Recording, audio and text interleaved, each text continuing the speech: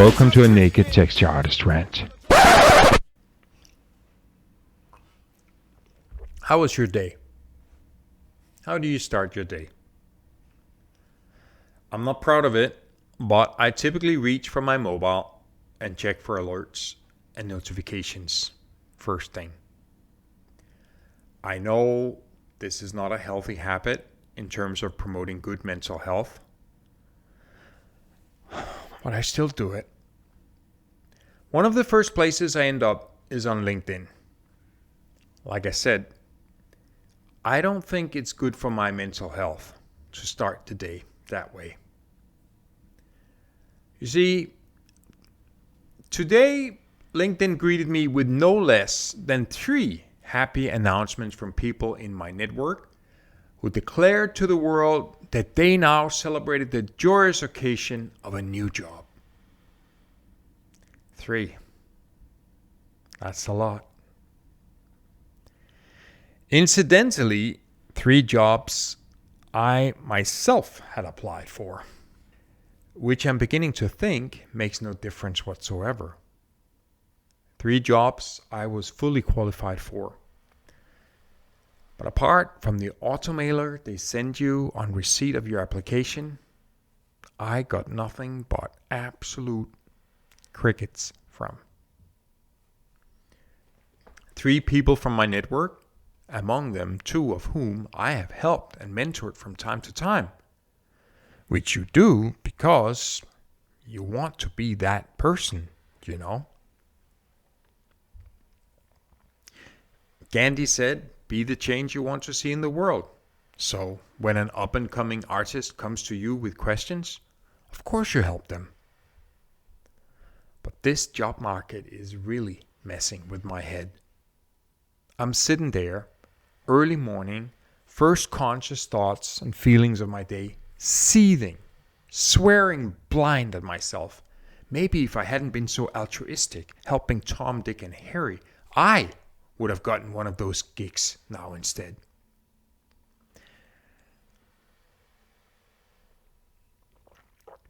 No, this is not a point of that person did not deserve that gig as much as I did, or what does he or she have that I don't have, but rather an examination of what all of this does to you psychologically.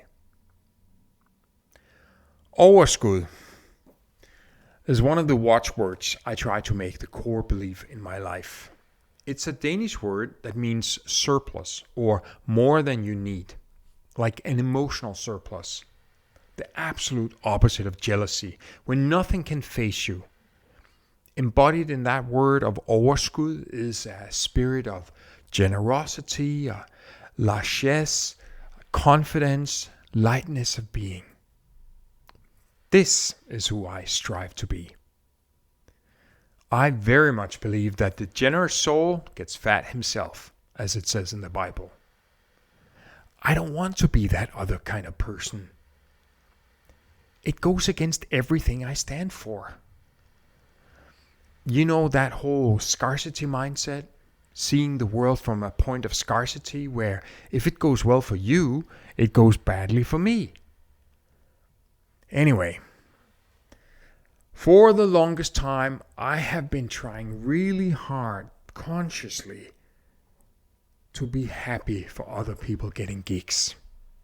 Good for them. I just don't think I have that mental surplus anymore. 3 people getting jobs I applied for, it feels like a 1-2-3 punch combination from Mike Tyson. Here I am 12 hours later and that pain is still with me. This is a terrible way to start your day. So why not just boycott LinkedIn? For the sake of your sanity, what is it good for? Something is broken with recruitment as we know it.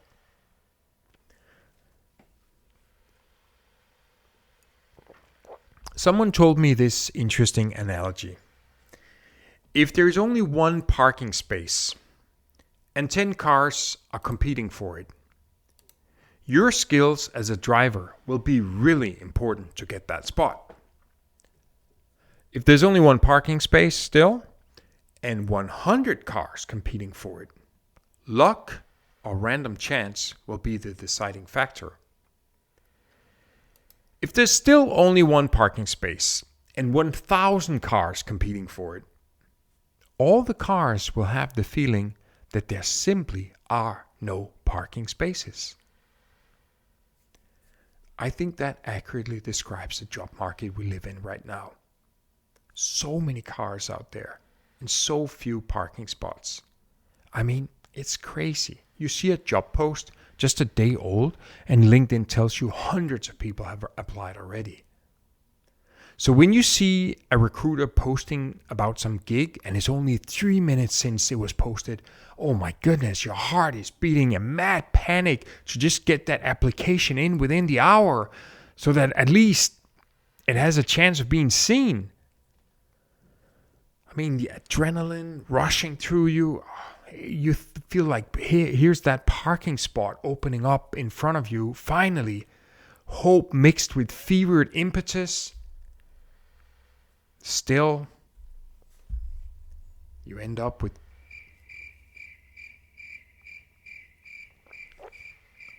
But this situation is just so mad, so crazy, and your livelihood depends on it.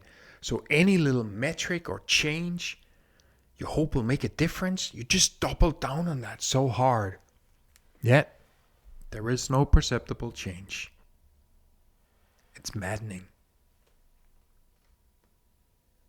2-3 years ago, from my point of view, as an artist around a decade under my belt in textures and shading, if I contacted a recruiter on LinkedIn, not for some frivolous time wasting or, pick your brains or take you out for coffee or idle chit chat, but an actual opportunity, I would 100% hear back, often within minutes, definitely within 2 to 3 days.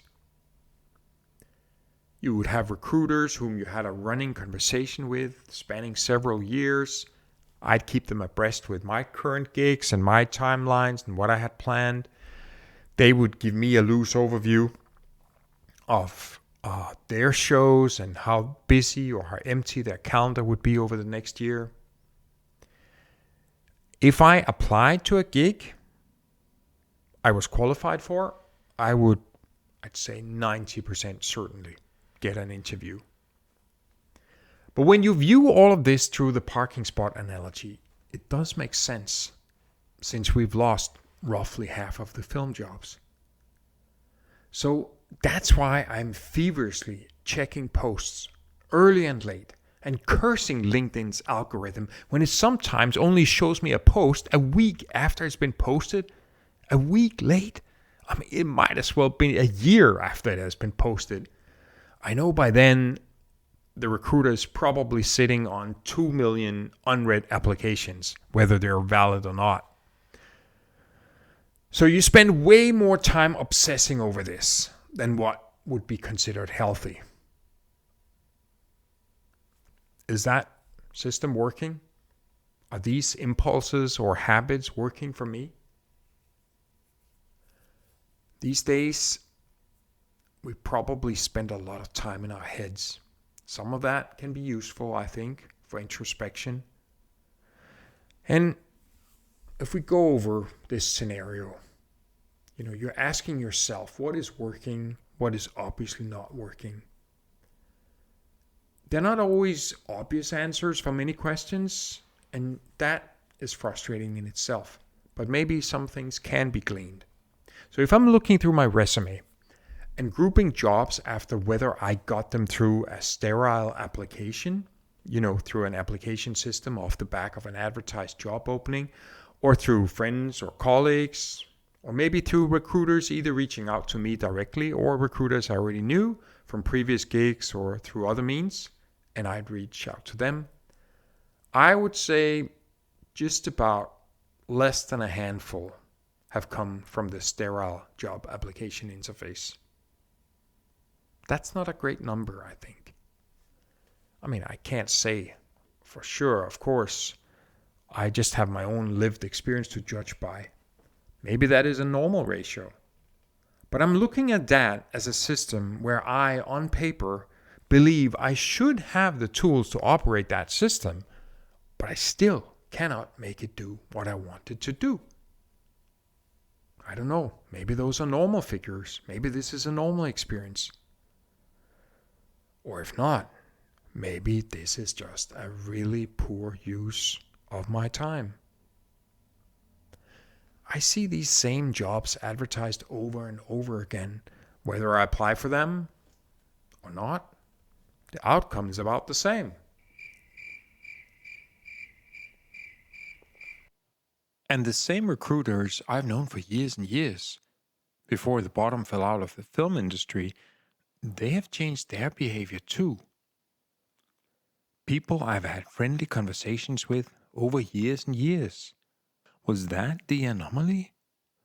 That they were only friendly and communicative because they needed something from me back then? Or have I overnight become an obnoxious idiot, not deserving of manners and civility? I fear there is something else at play, which has changed the way they are forced to work now. Again, I can't see through it, but something is not working right. What is going on? I can't see through it.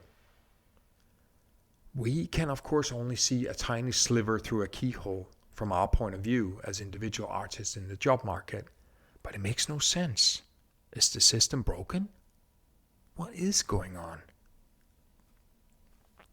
One of those celebratory posts was from a former colleague who was announcing another juicy job with one of the hottest studios going. This artist has jumped from one amazing studio to the next over the past 2 years. This artist would probably be crisis. What do you mean there's a crisis? Good for you. That must be nice. But that is also a reality, although for a very, very small number of people right now. Are recruiters naturally gravitating towards such people? It wouldn't make sense in terms of logic, but I think psychologically, on a human level, I can understand it.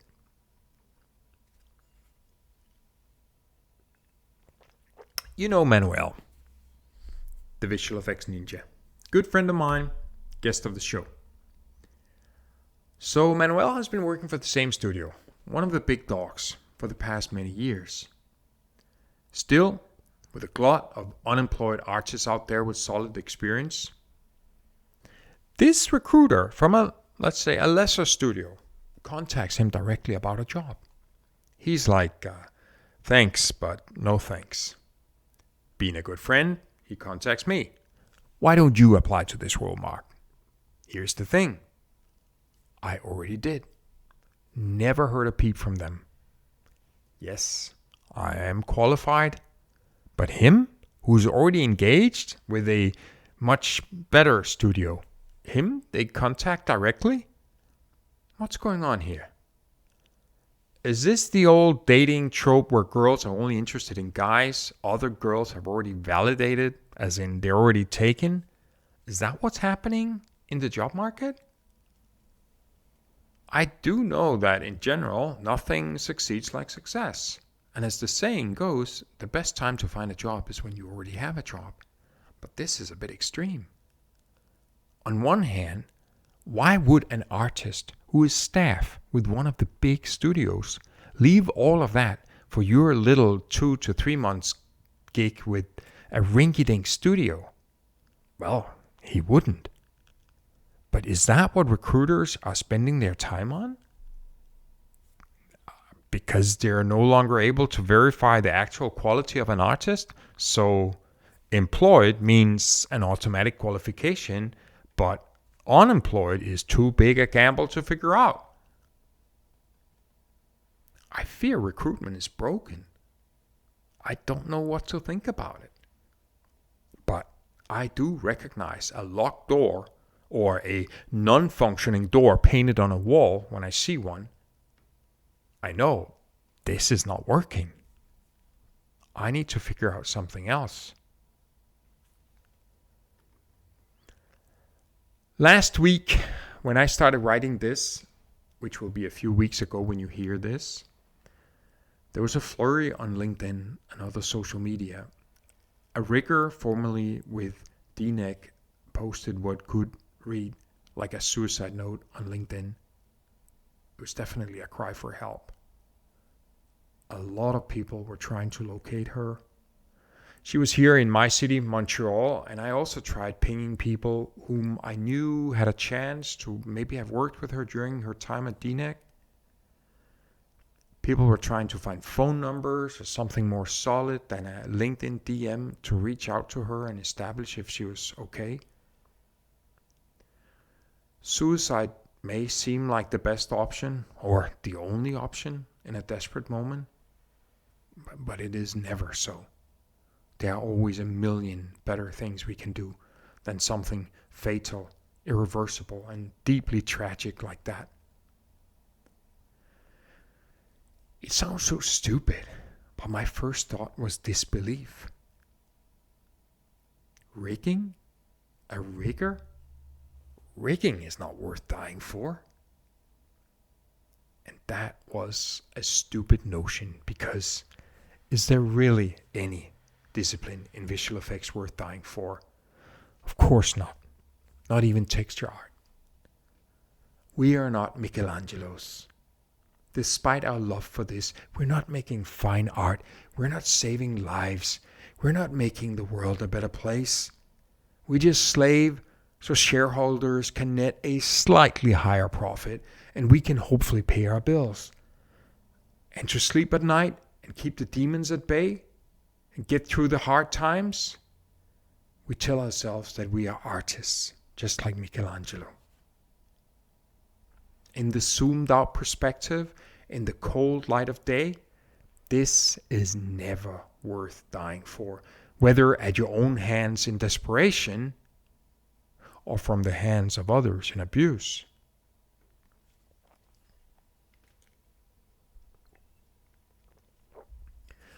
I remember the first time I heard about a visual effects artist dying in their seat. That was years and years ago when I was working back in London. A compositor dying in his chair after an almighty stretch of overtime. You didn't even have to ask, what studio was it? Everybody instantly knew. Knee-jerk reaction. It could only be one place. MPC. Sure enough. Of course, they claimed a pre-existing health condition. Yeah, sure. As earth-shattering as that ought to have been, it sadly had little to no positive impact on neither MPC nor the industry. And it was sadly not the only time that has happened, nor will it no doubt happen again in the future. Personally, I have witnessed a lighter collapsing, passing out in his chair. As the ward staff on the floor were flocking around him, trying to rouse him back to consciousness. You know, when he came to, more than anything, he was embarrassed and apologetic. Like it was his fault or he had messed up. He was taken away in an ambulance to be checked up while he was protesting that he was fine. Nobody who is fine passes out from the act of merely sitting down.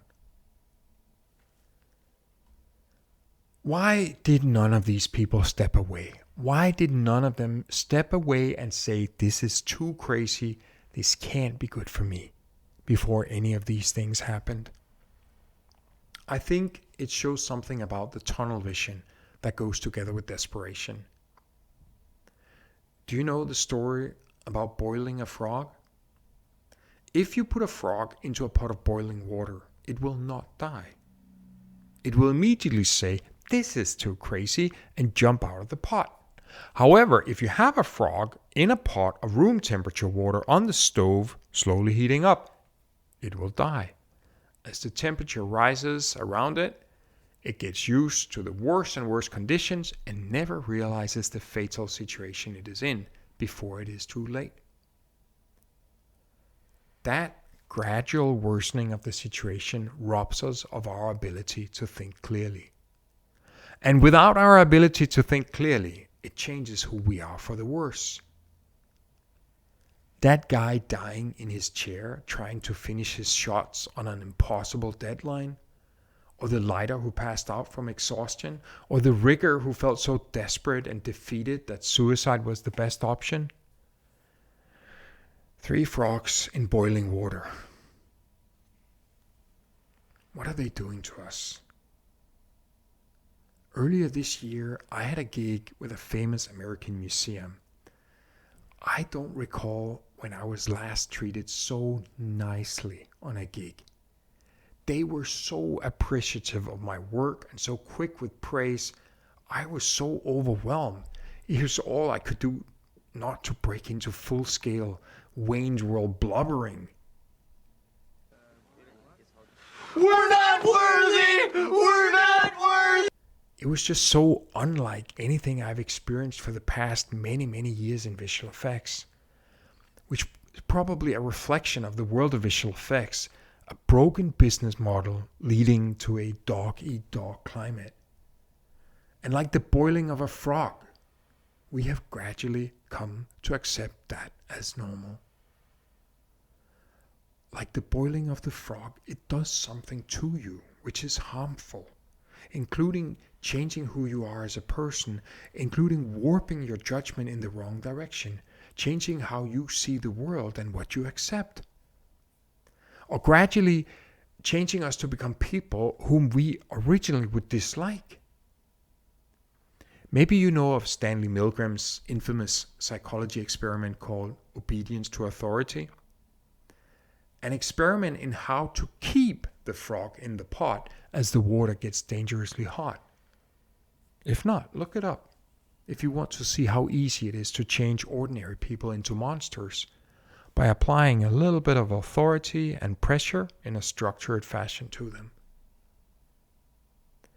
As I mentioned before, this podcast is also becoming a journal for these past few years of my career, as well as the temperature of the industry we work in. So when I go back and listen to previous episodes, not only do I benefit from reminding myself of the excellent advice and perspectives of my guests, but it also reminds me where I was at that point in time, how I was thinking and feeling, how I saw the world, how I made sense of it at that time. Will this end up becoming a journal of a slow descent into madness as visual effects implodes and the job market becomes ever more erratic?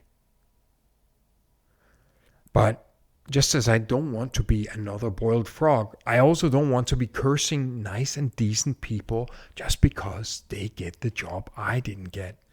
I don't want to be that person. What's the solution? Less LinkedIn? Actually, I've already quit so many other social media platforms which clearly do not bring out the best in humanity. But LinkedIn, that's the lifeline to the job market, right? Well, actually the other day I got a real old-fashioned email from a recruiter. Turns out that is still a viable place to have conversations.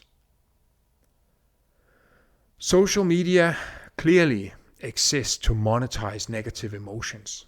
Twitter, rage. Instagram, anxiety. YouTube, outrage. What emotion does LinkedIn monetize? I'm not sure, but I'm pretty sure I need less of it in my life, particularly in this fragile and difficult period. Will I be missing out on something critical, like a job? I doubt it. That part is clearly broken too.